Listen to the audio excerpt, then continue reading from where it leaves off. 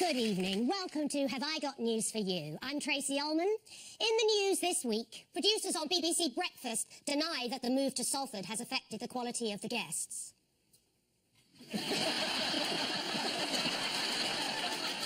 As fears grow about North Korea's nuclear capability, there's evidence that they could handle their volatile uranium isotopes more carefully. And the Labour Party Rambling Club regret letting Jeremy Corbyn and John McDonnell organise the team photo.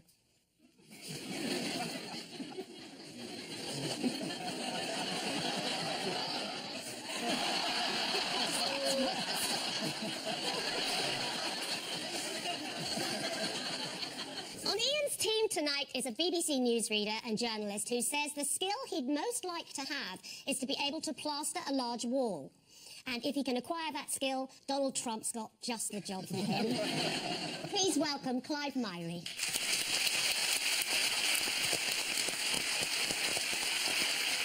And with Paul tonight is a broadcaster and cleric who recently said he'd spent more on drugs than the vicar should, although he only realised that when the Archdeacon queried his expenses claim. Please welcome the Reverend Richard Coles. We start with the bigger stories of the week. Ian and Clive, take a look at this. Mr. Whittingdale? Be very careful. Oh. There's someone taking something off. Modern newspapers. And it says, shock horror. He's flabbergasted, that man. He's in shock. Well, this is the story that nobody wanted to run, about John Whittingdale, who's the Secretary of State for Culture, Media, Sport. Minister of Fun. Minister of Fun. I sense you're treading carefully here. 4 newspapers had the story about a Tory MP and a prostitute who works in a dungeon. And we've had the hysterical sight this week of lots of tabloid editors saying, yeah, we're not interested in this story.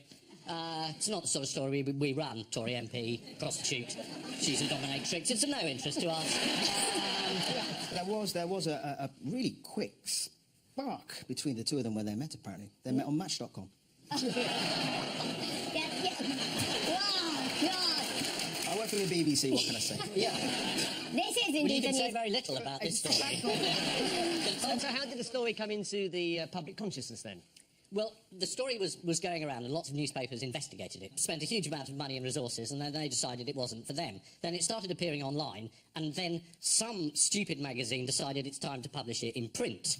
We suggested that perhaps the public might like to know why the story wasn't appearing. And we suggested that the reason the story wasn't appearing is this is the man in charge of newspapers. He's in charge of press regulation. He was chair of the Select Committee for Culture and Media and Sport and Minister for Fun. And the story started when he took this prostitute, or sex worker, as we now say, or dominatrix. Or Miss Spanky. You see, I'm trying to be responsible here, and you're going old tabloid. I'm just quoting from the cards in the telephone box. Don't you think that sex worker lacks music? Yes. I mean, you can play the trombone, isn't it? It sounds to me like she's in the Village People or something. It's a bit kind of gruff, isn't it? I just thought, I don't know, Magdalene. Perhaps something like that would be better. Romantic liaison officer. Yeah, something like that. Yeah. To be fair to the press, they have made it clear that they don't do kiss and tell stories anymore. No. They've learned their lesson from Leveson. Except during the period they had the Whittingdale story, they ran stories about Brooks Newmark, Tory MP you've never heard of, Simon Danchuk, every single jot and tittle of his sex life they ran in full. They ran the Labour peer, his sex life, prostitute, the whole thing. Except in the case of the man who's in charge of regulating the press and beating up the BBC, oh, we don't run that sort of story. We only run the stories about everyone else. His affair with the dominatrix lasted for 6 months until he broke it off when he found out about her occupation. And the revelation was covered in the Daily Telegraph. Whittingdale had relationship with dominatrix by political editor Peter Dominichuk. It's so close, isn't it? Has his relationship with the dominatrix put John Whittingdale in a compromising position? Well, we don't know, do we? Not now, no. Wasn't there some issue about him having taken her to the MTV Awards, Yeah. not having declared it fully on the MP's register of interest? Yes, he did take this lady to the MTV Awards, and he didn't declare it on the register. And he now says that Likely it was... just because it was the MTV Awards, of course. You wouldn't want to own up to that particularly, would you? What has Downing Street had to say on the matter? Well, Downing Street can't say much about transparency at the moment, can it? So... They probably said today it was a private matter. In about a week's time, they'll be saying something else. I just really want to see her tax returns. John Whittingdale has the full support of David Cameron. They're saying, thanks for distracting attention away from all that tech stuff. Which story is the press more interested in publishing but can't? They are very interested in that celebrity couple and the threesome. Yeah. But that's They're a story very of interested. huge national interest. But you see, that's the point. The point is, with the Whittingdale story, there's only 2 people involved. That's why they're not running it. Do you want to name the people under the injunction? Go on. No, I think it'd be better coming from you. We'd have more authority. It would have a lot more authority. People would like it. Go on.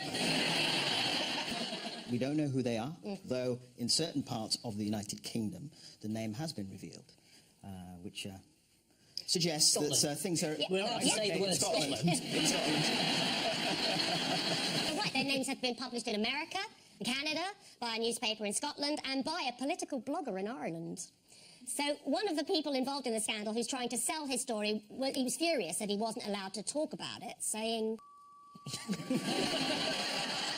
But I mean, it would be interesting to find out, because obviously we're not going to say anything about it, but it'd be interesting to ask the audience if they know. Not to say out loud, but just put your hand up if you know who we're talking about. Whoa! That's virtually everybody. So. It's Ryan Giggs. What potentially would be the punishment for breaking this injunction at this point? Well, I think you'd be guilty of contempt of court. Right. And you'd be breaking an injunction, and that's a pretty serious charge. You go to jail. So those of us who've been guilty of it before are pretty damn wary. Very well. You know this subject very well. We'll get this story eventually, and everyone will go, oh, is it them? Oh, I thought they might be doing that. I did. Well, as you said, Are we thinking of the same people? how is the House of Commons Speaker John Bercow involved? Last time there were super injunctions and injunctions with famous people, members of the House of Parliament got round it by just shouting out the names in the middle of debates. So you were having a debate about, I don't know, International Women's Day or fiscal attitudes to the United States, and you'd shout, Ryan Giggs! And everyone thought it was very funny, and it was privileged. But this time he said, everyone's going to behave, I'm not going to have people being silly and just shouting out the names of the celebrities. So he's, as ever, rather ruined the fun. The Archbishop of Canterbury. Friend of yours? Well, yes. Yes. You can hardly say it was your arch enemy, could you? Had his own bit of a scandal this week, didn't he, Richard? When it was revealed his father wasn't who he thought he was. Not really a scandal, but it did raise an interesting technicality, because up until 1950, if you were, to use a rather unnuanced word, a bastard, meaning someone born illegitimately, you couldn't be ordained. Thus, you couldn't have been the Archbishop of Canterbury. Of course, he's not the first bishop to have been thought a bastard by his clergy, but I couldn't possibly say any more about that. But this was a story which the Daily Telegraph, having lectured everyone else about sleaziness, went in full steam ahead. Yeah, Archbishop's mum, bit of a slapper. Let's get the details. She was pissed all the time, apparently. Well, we know the stories about the Archbishop and the actress. We've heard them over the years. They were based on fact. But he came out of it very well, I thought. He came out of it beautiful. Yeah, he did a very beautiful, gracious, generous statement, and so did she, and we kind of move on. And if that can rescue my ecclesiastical career, good luck to it. What hasn't helped UKIP's Scottish election campaign? Oh, putting up candidates, always a mistake. Letting people know they were there. I don't know, what is it? UKIP activist Jack Neal posted a picture of himself on Facebook. Let's have a look. Yeah. Ooh. Aye. Now, but hang on. There's a perfectly good explanation, as usual, with UKIP. He's the culture secretary. Just to be clear, he's not a black man that's whited up from the neck down, is he? Let's be clear now. I don't want to jump to conclusions. There could be a trick photo. I don't think so. No, Mr. Jack Jardine, Mr. Neal's colleague, has said, he's the UKIP candidate in Scotland, he said Mr. Neal suffers from acne. And as a result, he often wears facial masks to treat his skin. That's the best I've ever heard. Yeah. Easily. There's a huge spot on his nose by the look of it, so there might be some credence to his story. Anyone anyone want to see how another scandal was broadcast by mistake, thanks to Scottish Lib Dem leader, whatever his name is? Here he is being interviewed on BBC Scotland. We like to organise our visits to send a message in pictorial terms, exactly what they're asking for. And I think this does it very well today. Well, finally, let's return to where this all began. The BBC's Newsnight presenter Evan Davis seems to have knowledge of yet another MP's intimate details. And a little earlier, I spoke to the Shadow Foreign Secretary, Hilary Big Ben.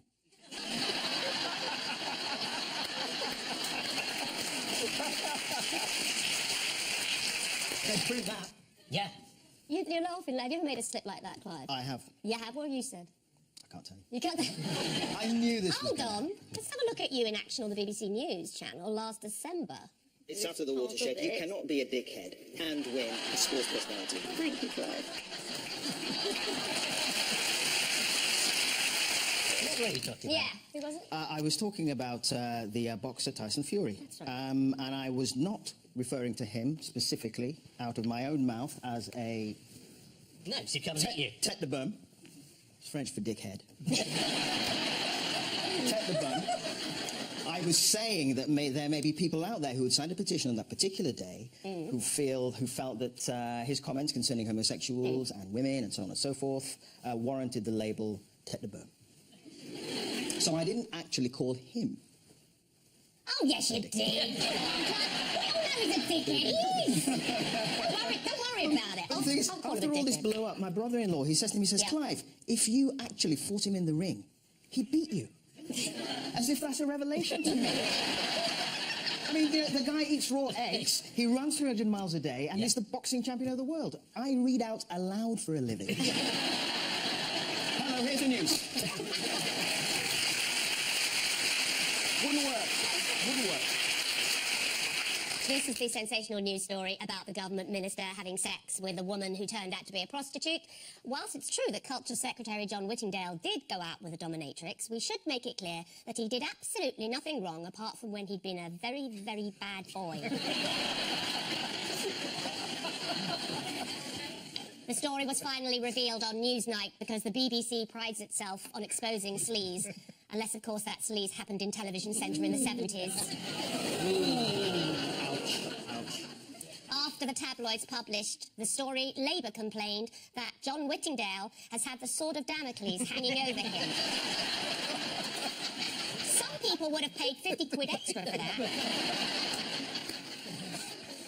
Hacked Off has been accused of hypocrisy for suggesting that one rule should apply to the likes of Hugh Grant and another to John Whittingdale. I'm not sure whose side I'm on, but I will say this for Hugh Grant. At least he knows a prostitute when he sees one.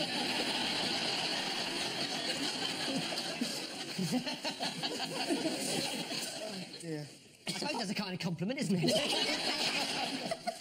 Paul and Richard, Yeah. please take a look at this.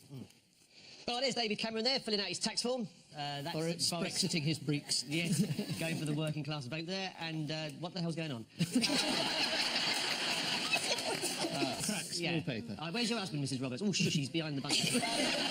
Well, this is, of course, a continuing row about tax and personal wealth, and why are so many Conservative MPs just furious with David Cameron? He published his tax return. And now they all feel they've got to pile in with their tax return. So we discovered that Boris earned, I think it was 600 and something thousand pounds a couple of years ago, and paid tax on it, so no story there.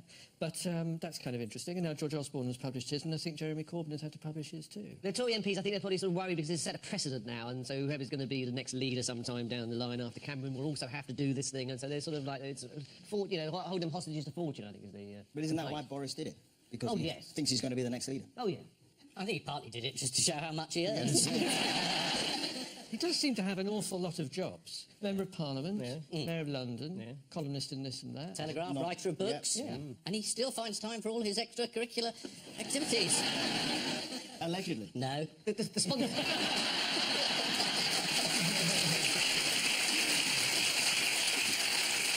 But George Osborne, he earned, what, close to £200,000, I think, and yet he only got £3 in interest from his bank.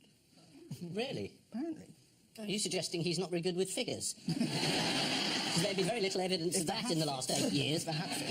But then, of course, everyone piled in on Jeremy Corbyn. I saw a story that he had it's presented as if he'd somehow screwed the national exchequer out of £3 million, which is simply his wages for being an MP and his pension entitlement. Not as if he's kind of stamped the faces of the poor in order to get it. No. I mean, and it's a typical sort of parochial distraction. We spend the whole week looking at people's tax returns, whereas the story about Panama was, how do we stop the world's rich money launderers, crooks and despots hiding all their money? Yeah. Do you know what? I love that company name in Panama. I love it, the Mossack Fonseca. It sounds like a liqueur, doesn't it? Oh, we love that at Christmas.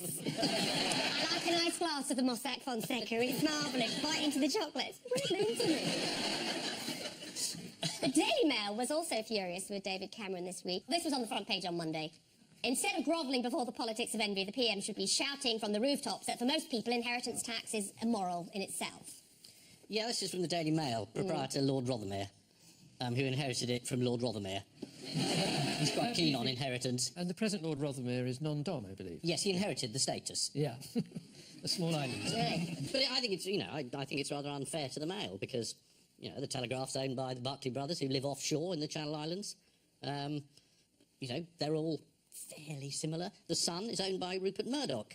He moved to America to change his tax status. I mean, take your pick, really. Or don't.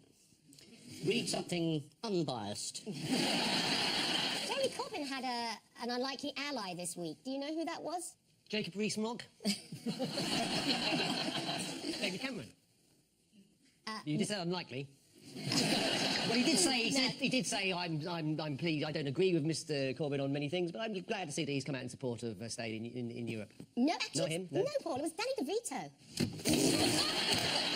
Well, that That's was my obvious second name. yes! He told the Press Association that he's a big-time supporter of Jeremy Corbyn, who is the best leader that Labour have had in years, adding, look at your history for crying out loud. A little sketchy guy hanging out with George Bush. What was his name? Blair? Danny DeVito also said, I like the idea of people telling the truth. OK, Danny, a lot of your films were a bit shit.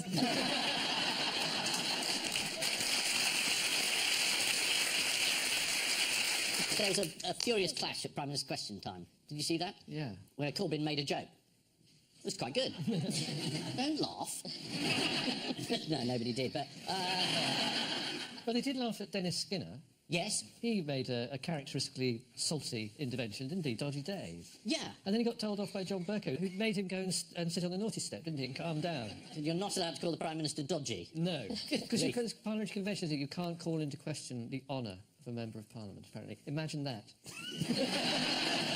We're not allowed to show the workings of British parliamentary democracy on this show, so here's an artist's impression of that moment.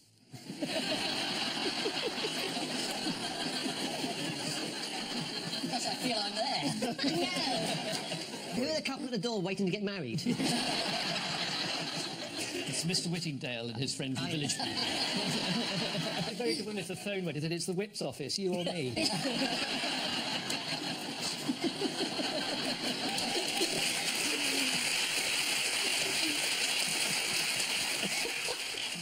Jacob Rees-Mogg. Yeah, you requested him, didn't you? Yes, I did. he was asked on the Today programme why he thought all MPs will have to release their tax returns. What did he say? To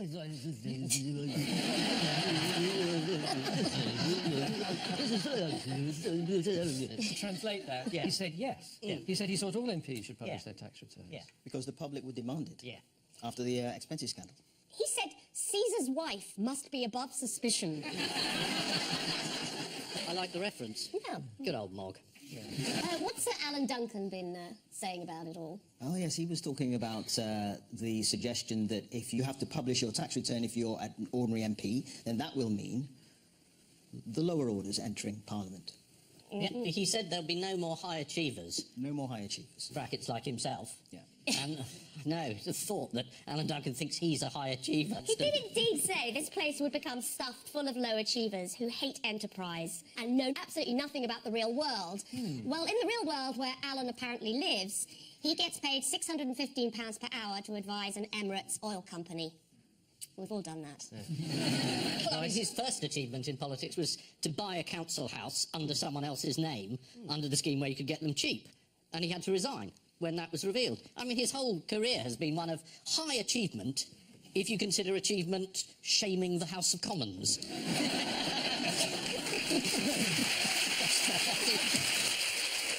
What's the French for dickhead again? Yeah, who wants to see the BBC's Norman Smith trying to make the EU referendum accessible? Yes, definitely. Yes, he would like. Let's do it. Brexit campaigners say he's just trying to scare the pants off us. So, what is the ghostly vision that Mr. Cameron is trying to conjure up? Well, first off, jobs.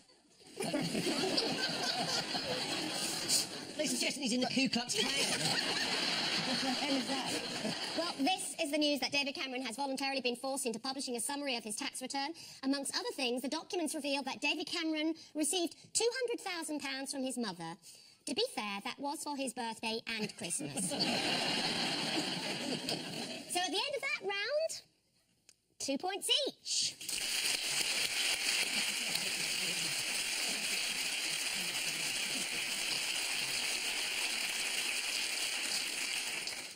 And so to round 2, a brand new feature which I'm calling the Hall of Mirrors of News. I'm going to show you some images distorted in a fairground hall of mirrors, and I want you to tell me what the story is. Okay. Fingers on buzzers, teams.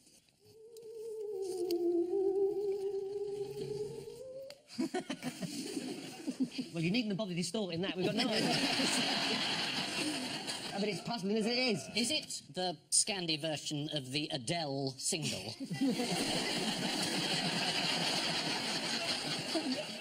This is the news that there is finally a number you can dial to talk to a random person in Sweden, yeah. Yes, that's right, yeah. To celebrate the 250-year anniversary of Sweden abolishing censorship. Oh. You should ring up and say, who's the celebrity couple? Let's do that right now. You shouldn't ask them, according to The Guardian, things about IKEA and ABBA. They really are sick of that. And you know what they're really sick of? What they think about the chef in The Muppets. Had it with that. Had it with that. I'll tell you what, the founder of IKEA, it was his 90th Yeah. birthday a couple of weeks ago. How would you know that? Well, I know this because he's rather a fascinating person. He's terribly thrifty, and he's seen... he goes to harvesters, I can't say that, can I? No. He goes to kind of cheap restaurants, and then he pinches... This is...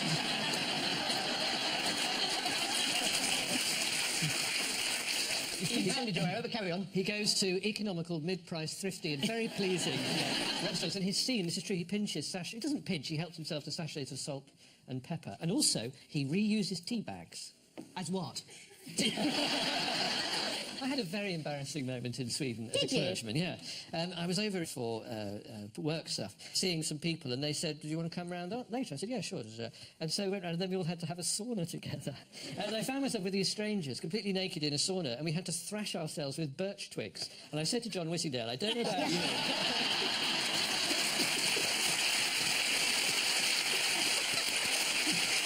I have a vision of you entirely naked, but with a dog collar.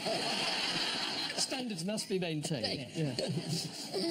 This is the phone line that gives you the opportunity to phone any Swedish person at random and have a chat. Swedish student Wilma told The Guardian, I'm available to chat to strangers anytime, and if requested, my sister's happy to join in as well. One caller was quick to react.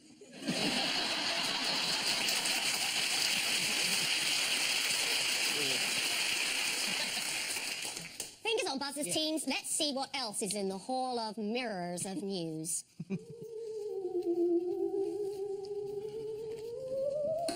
This is Manchester Airport, isn't it? Where they had some sniffer dogs. They trained these sniffer dogs to sniff out Class A drugs. And in the year they had these dogs, they didn't find any drugs, but they found a lot of cheese, sausages, and biscuits. It's the news that illegal foreign cheese is sweeping Russia. Oh, it's not that story at all. Following President Putin's ban on Western imports. Yes. Oh. Where can you get this illegal cheese? From an illegal cheese shop. People are smuggling it into Russia. Yeah. Well, according to The Telegraph, one high-end Moscow restaurant has an item on its menu called Forbidden Cheeses. Oh. There is even an alleyway in an upmarket area of the city with hand-drawn pictures of different cheeses with phone numbers of suppliers next to each one. Tavarit, you have Wensleydale on your shoes. Many wealthy Russians are involved in an illegal cheese ring. And 2 anonymous Russian celebrities are involved in an illegal cheese triangle. Which means at the end of this round, it's Paul and Reverend Richard 3, Ian and Clive 2.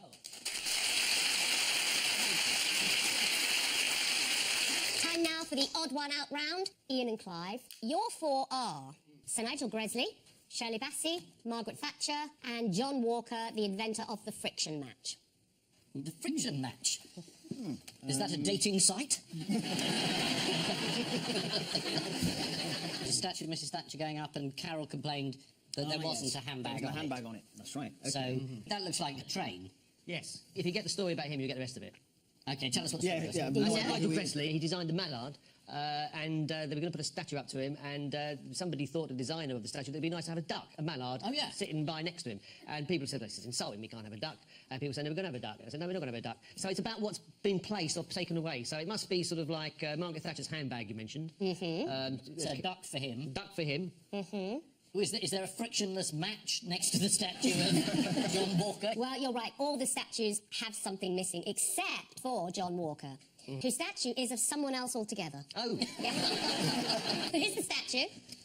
It's John Walker, an actor who looked pretty much like John Walker, the match inventor. So they just commissioned the wrong one? The council had tried to make amends. In 2001, they put this up at a roundabout. That's better, isn't it? And Sir Nigel Gresley, you were indeed right. Paul was very fond of waterfowl and named the trains he designed after them. The original statue was like this. But after complaints from Gresley's fans, the duck was eliminated. This has caused seismic tremors in the Gresley Society Trust. According to BBC News, there have been several resignations. The former vice chairman, a council member and press officer all resigned, leaving no one. It does give the possibility that there could be a sleeper train called the Shag, doesn't it, if he'd followed through? Are you sure you're cut out to be a bigger? You seem to be fighting something. That's just what the bishop said to me in the last email. But there you go. It's you, because you trigger in me a Jimmy Somerville reaction. And it brings out the sweary, preordained Richard Cole. I can't help it. Oh, I feel I'm there to be put behind you. Not in that way, I was... Jimmy was never behind anyone. And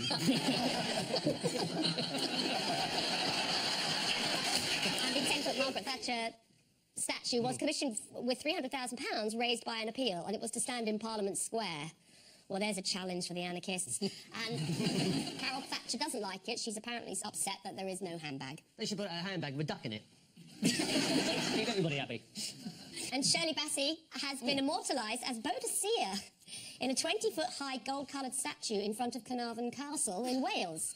But there's a hole where the heart should be. Why? Is it to do with her offshore status living in Monaco? Is it a hole where her tax should be?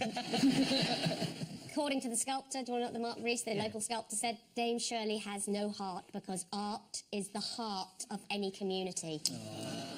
That doesn't make any sense at In all. other statue news, what's this dead Greek woman holding? It looks like a laptop. Yeah, she's just updating her status. Dead Greek. According to the Mail, it's a 1st century BC grave marker from Delos in Greece showing a typical funeral scene from antiquity with a deceased woman and her attendant. But some people think that the dead woman is holding a laptop.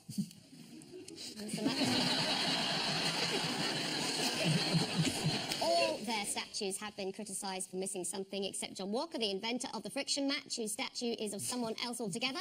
The 20-foot-high statue of Shirley Bassey has been erected outside Carnarvon Castle.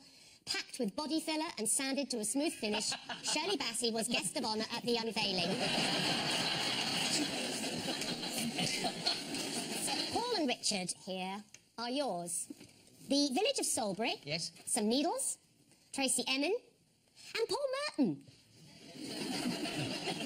Tracy Emin recently married a rock, didn't she? So is that the sort of part, that's a sort of clue into it? Yes. I married a rock. Yes, something to do with Tracy Emin. Needles, those needles, is it referring to a needle in a haystack or anything like that, or nothing to do with that? Well, I think I have to give it to you. They all share a name with a stone, except Tracy Emin, who married one. They all share a name with a stone? Yes. Oh, right. Tracy Emin found a ring which she put on their wedding ring finger, and because of an old superstition about not wearing a wedding ring unless you were married, she married a stone in her garden. Yeah. Oh, like Jerry Hall.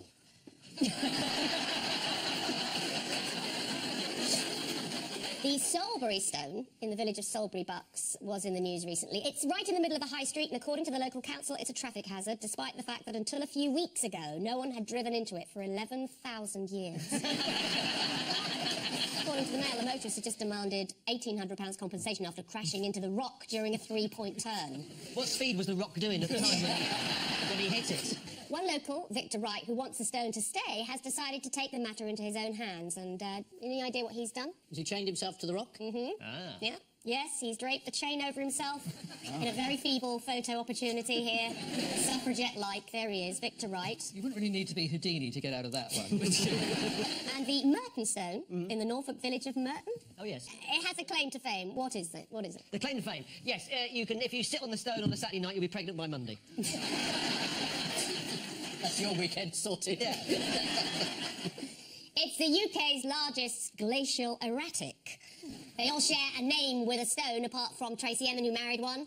The Salisbury stone is much valued by the community, as if you stand on it, it's the one place in the village you can get a phone signal. Which means at the end of this round, it is Paul and Reverend Richard with 3, and Ian and Clive with 3.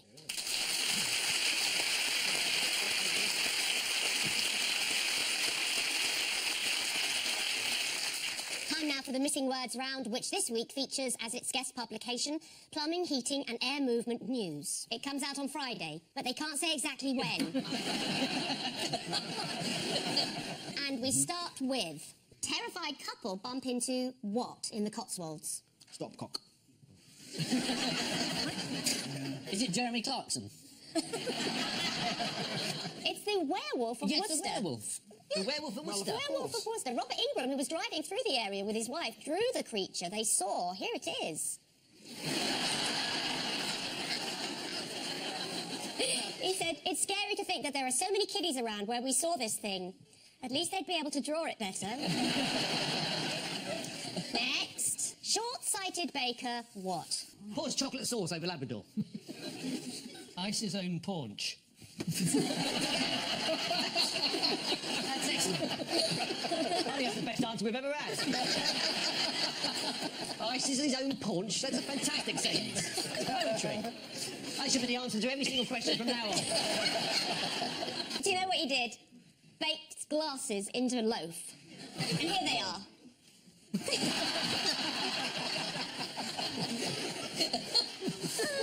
Next. Thanks to what? It's a good time to be in bathrooms. The return of the colour avocado. Yes. Norovirus.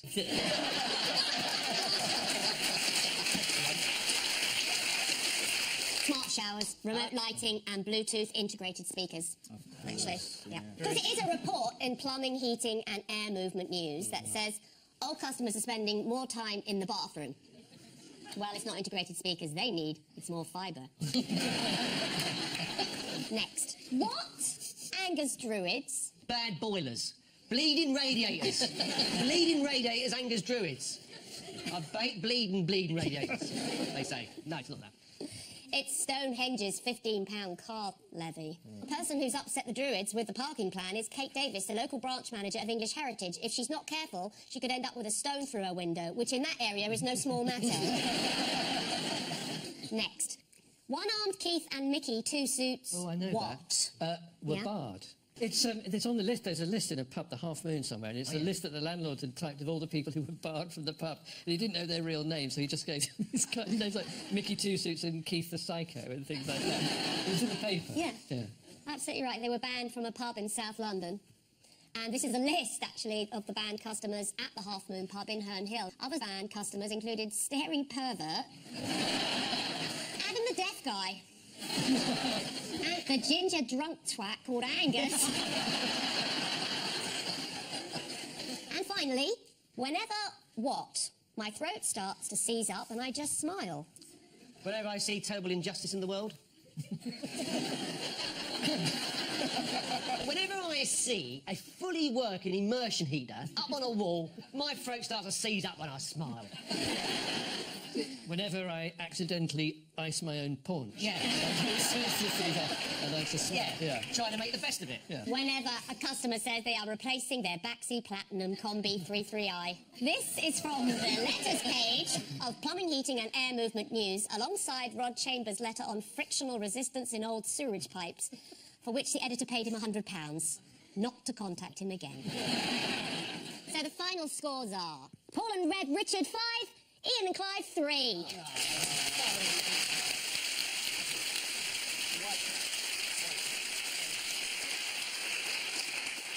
But before we go, there's just time for the caption competition. Giant head lice outbreak in schools. Knit nurse fired.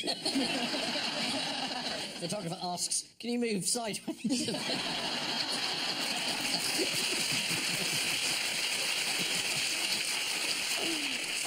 Next. Is this the celebrity threesome?